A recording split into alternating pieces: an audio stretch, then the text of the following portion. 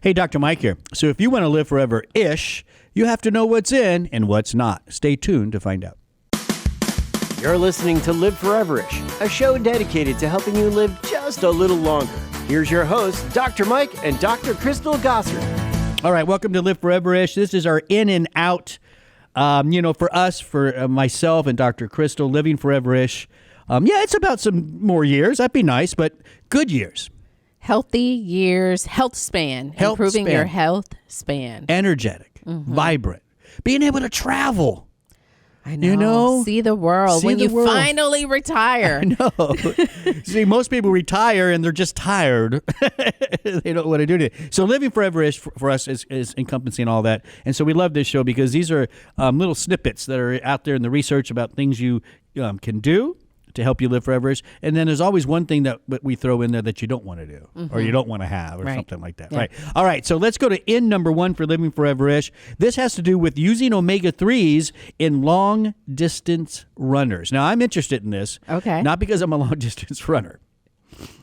But I think there is an extrapolation from this study to just overall muscle repair, recovery, that type of thing. Right? What do you think? I agree. I mean, you don't have to be a marathon runner to experience some of the inflammation that occurs from activity. Right. But it's nice to see it in marathon runners because, or just people who participate in endurance sports because it's hard on your body. I just can't. Listen. You can only do so many like marathons. There's just no way. I know, and they are very popular now. It's the trend. It's the new thing, and everyone wants to have that little sticker, that decal on the back of their car. Have at it. Go get it. I'm not into this trend. But some of it is because they want the sticker. Other reasons is due to you're finding a lot of nonprofit organizations. It's a great way to bring awareness, raise money. Things, yeah. No, for sure. I get that. And so people are doing these marathons.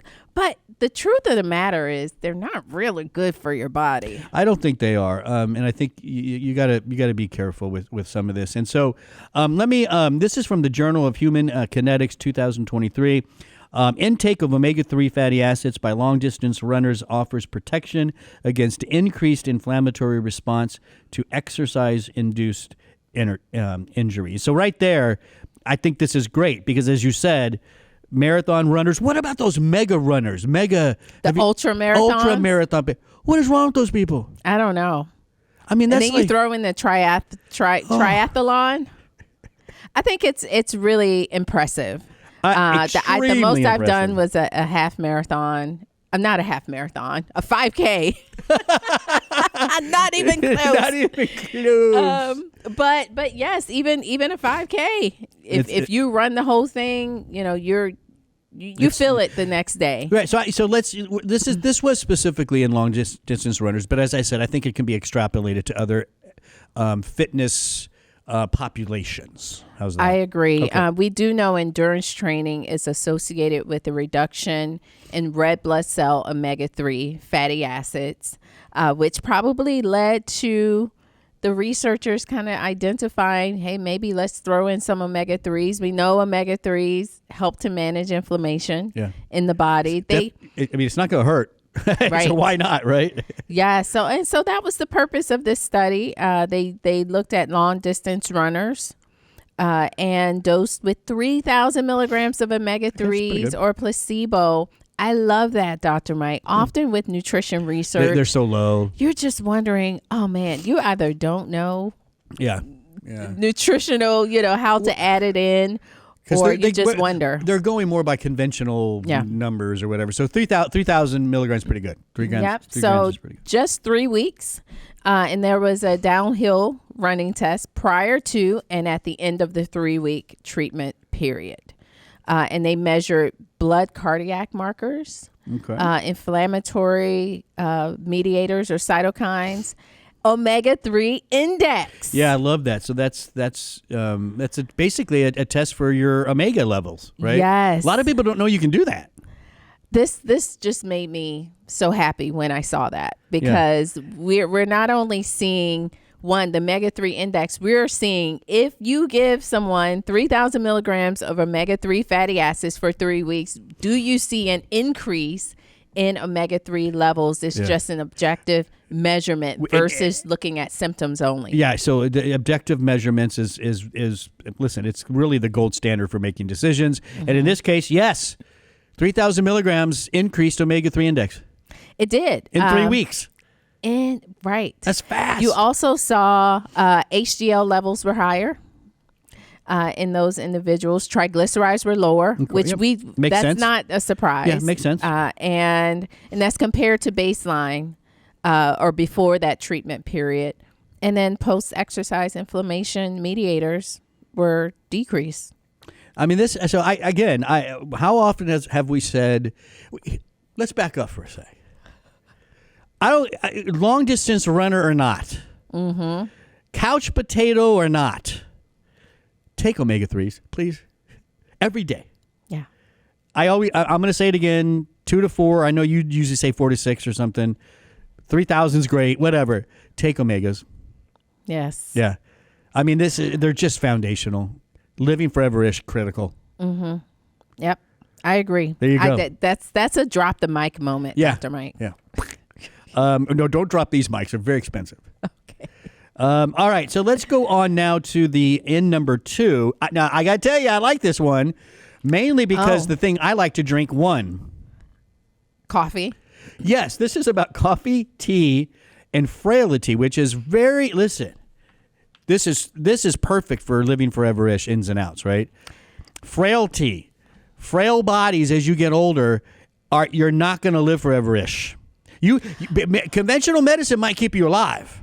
Right. But if you're frail, you're not traveling, you're not vibrant. I mean, this goes back to everything we've talked about, muscle health. I mean, all of that, right, across the board. And now it turns out coffee and tea drinkers are less frail, right, than the non-drinkers. Is that the end of it? That's it. I mean, this was data from about 12,000 participants, and they were a part of a broader study in China.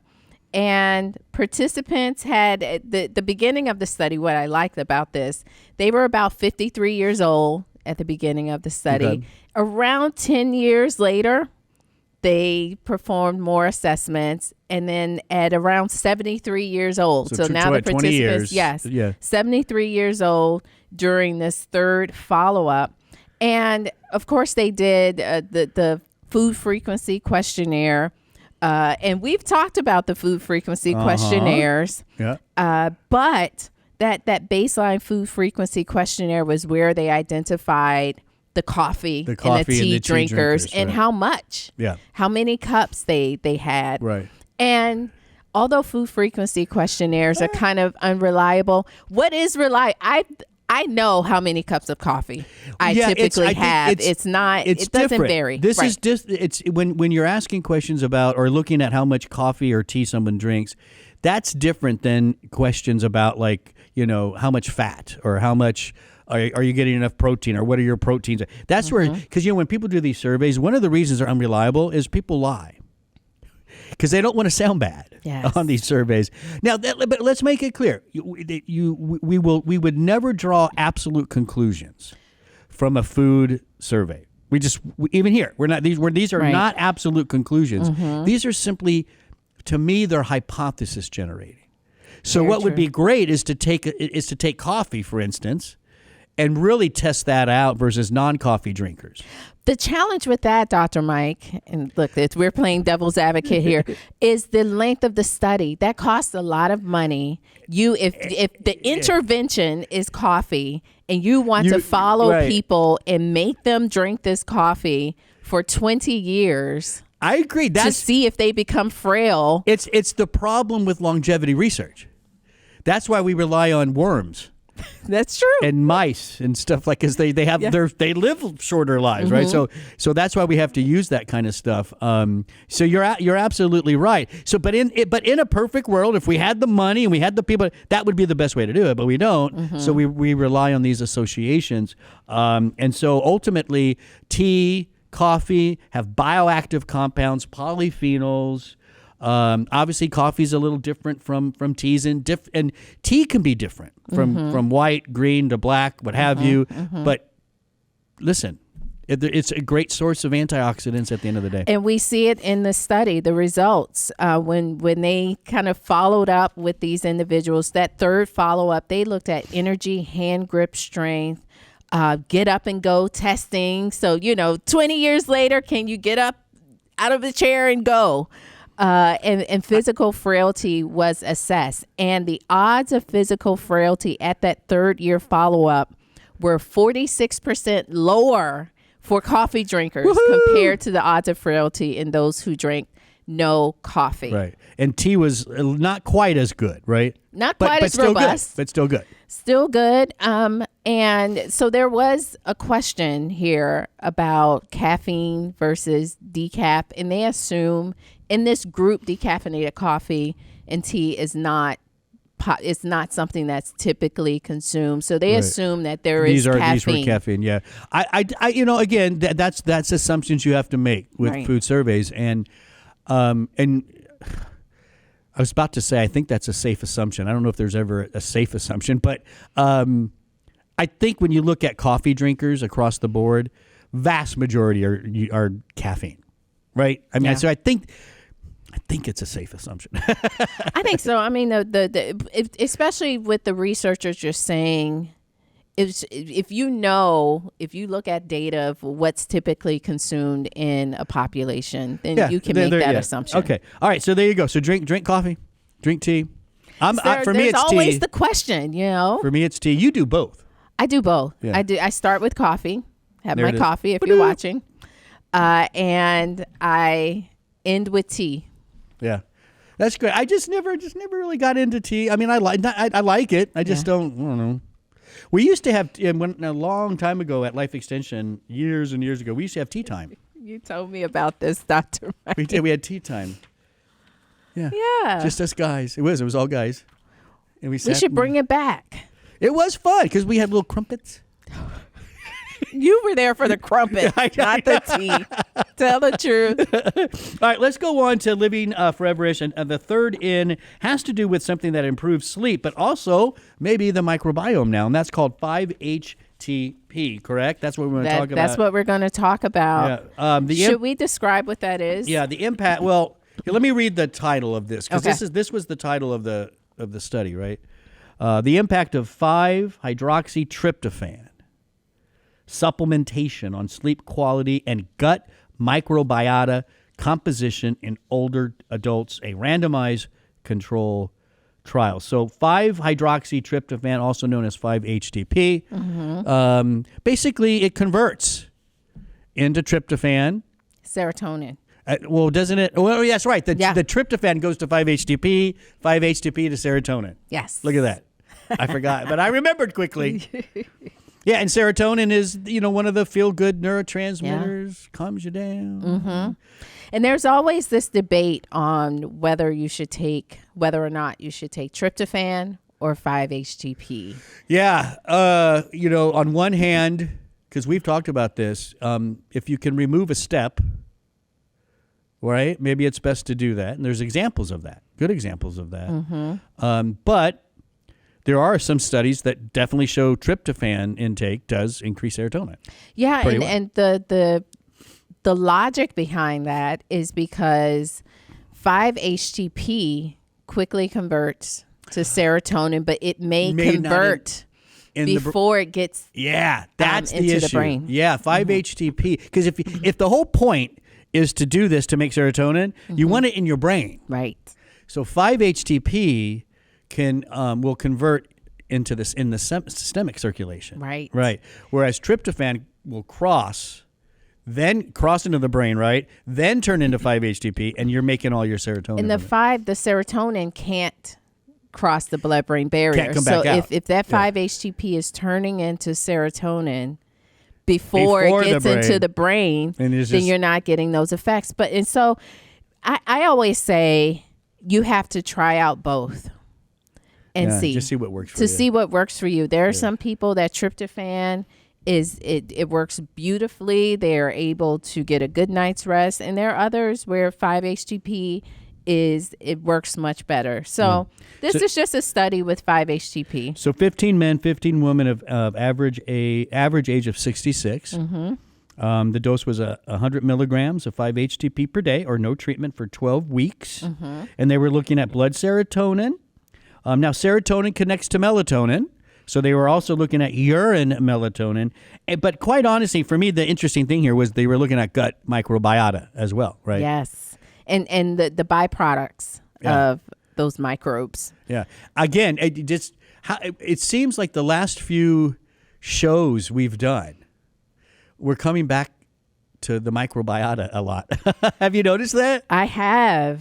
Interesting. Yeah. Well, it's not. I mean, it's we're learning so much about it. I think we'll see this occur more and more and more. Right. So tell us what they found. Yeah, overall favorable effect on specific sleep quality components, increased serum serotonin. So it does. There you go. And more prominent benefits in those who were poor sleepers. So, they gave the participants a sleep quality index questionnaire. And at one point every 4 weeks, they had them to sleep with a sleep monitor. To get that data as well. So there was just improvements in sleep quality scores after 12 weeks with 5-HTP, increased microbial diversity. Which is key. That's what we're learning. That's the diversity is really what's keeping us healthy. Yes. So something else. Great stuff. Yeah. To try out. Listen. If you have sleep problems, then sometimes you have to try a little ashwagandha, see if that works. Try a little lemon balm, see if that play works. Around. It's a trial and error play approach. Around. Yeah, it's trial and error. 5-HTP seems to be just that thing for some people. And often it ends up being a combination for people. I do a little this, I do a little that, and that seems to work well for me. Yeah, so that's wonderful because at the end of the day, you got to sleep well, right? If you're going to live forever-ish, Dr. Crystal, we got to sleep well. Okay, now let's talk about that. That's the 3 N's for living forever-ish. But there's always an out. This is what we don't want. We got to throw this out. I know. Right? And this is interesting, right? Today, the out is bananas in smoothies. Yes. Uh-oh. How a lot of people put bananas in smoothies. I know. I'm not a fan of bananas in smoothies, so I was like, oh, okay, well they're I'm not allergic in my to smoothie anyway. I'm allergic to bananas, so I can't do it anyway. But it's really common because bananas are sweet, and they kind of give it this thick milkshake. Yeah, it thickens. Yes. Sweet thickener. Yeah. You even see it in, remember we did the nice cream? The fake ice the cream. The fake ice cream stuff. That's right. We did a whole little taste test on that. Bananas is kind of was turning it into ice cream. So what's going on though? Like why are we now being told be careful about adding bananas when you're making smoothies? Well, it goes back to enzymes. Yes.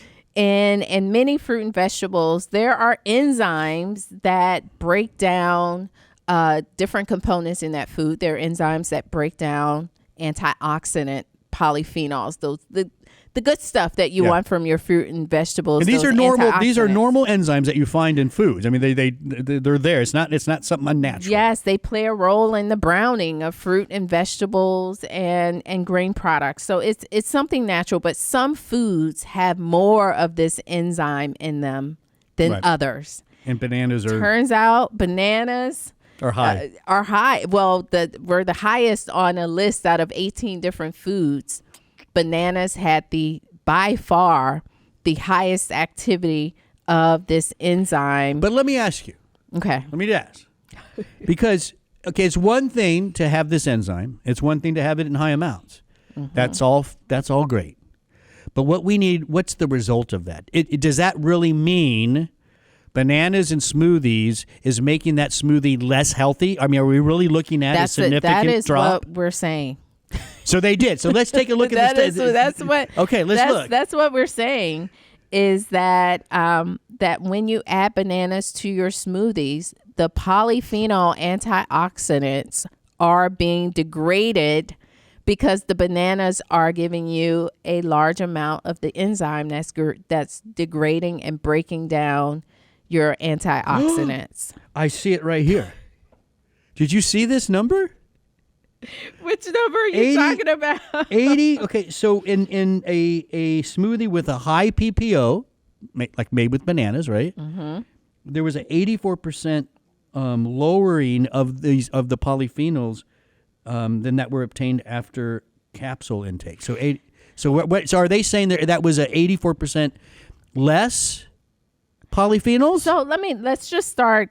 Am I reading this wrong? Break down the studies so that we can get to that conclusion. Okay. So the volunteers in this study, as we're explaining it, there were 2 or 3 different studies within this one study. So one was to identify the foods that had the highest PPO activity. Okay. The next study was to compare the activity to a control. So there was a smoothie consumed with bananas with high PPO activity. High PPO, okay. A mixed berry smoothie with a natural low PPO activity. So if you look they had at a high your and they had a list, low, right. your berries have a very low PPO, Okay. and that's that polyphenol oxidase right. enzyme. So they had a high one with that PPO Yep. and a low one. And then there was a control intervention consisting of the same amount of kind of the antioxidants, in that it was in a capsule. So they gave individuals a capsule of antioxidants with cow's milk. So we're seeing something like without any of the PPOs so at all. removed completely. Okay, Right. all right. So obviously bananas with a high PPO. What did that show? So the researchers found peak plasma concentration of these polyphenol breakdown products, the metabolites, after capsule intake was about 600, which was similar to the levels detected after the low drink. So basically, when you look at the polyphenols and the byproducts of those polyphenols, the capsules and The low PPO. the berry drink was all the same. Right. Okay. When And you- so we can say that 600, that level. Yeah. Let's say that's okay. Without a lot of PPOs, that's maybe the standard. Right. Okay. So when you look at the high PPO drink or the banana drink, there was an 84% lower Yeah. than that of the capsule. So 84% less of those antioxidant Because of the bananas because high of the PPO. bananas PPO. Woo. I know it's That's so that 80 it is so 84% less. So yeah, if you're doing smoothies because you're wanting a healthy breakfast, you want the polyphenols, I guess goodbye to the banana. At least based on this one study. well, the researchers are saying not just the smoothies. People put the bananas, combine it with many things that many of your antioxidants. So maybe your banana nut whole grain pancakes.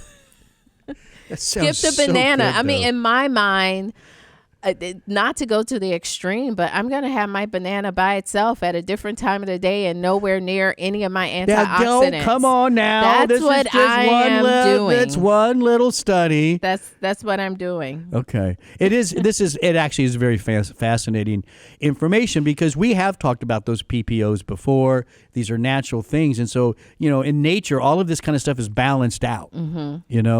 And so, if your goal is high polyphenol intake, with the smoothie, you got to probably think of something else than a banana.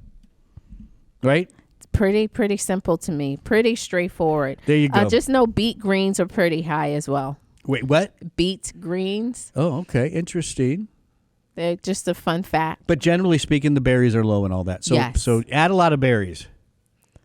Low sugar. I've always advocated for lots of berries in your smoothie and cut out, the apple juice and these things. Well, listen, that we put that's the giving you banana is giving you a glycemic. lot of sugar.